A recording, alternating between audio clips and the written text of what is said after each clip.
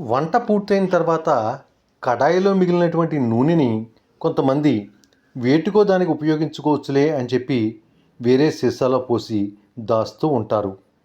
ఏ దోశలు వేసుకున్నప్పుడు ఉపయోగపడతాయని, లేకపోతే తాలింపుల్లోకి ఉపయోగపడతాయని భావిస్తూ ఉంటారు.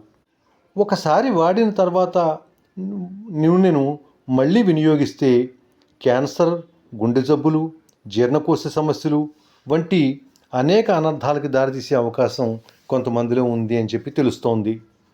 నూనెను పదే పదే వేడి చేయటం వల్ల విషపూరిత రసాయనాలు పెరిగేటువంటి అవకాశం ఉంది. అలాగే నూనెలో ఉండేటువంటి పోషక గుణాలు తగ్గిపోయేటువంటి అవకాశం ఉంది.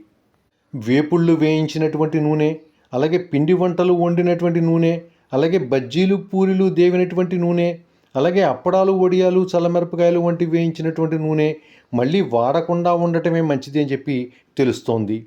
వంట చేసుకోవడానికి ఎప్పటికప్పుడు తాజా నూనెను ఉపయోగించడమే మంచిది అని చెప్పి తెలుస్తోంది.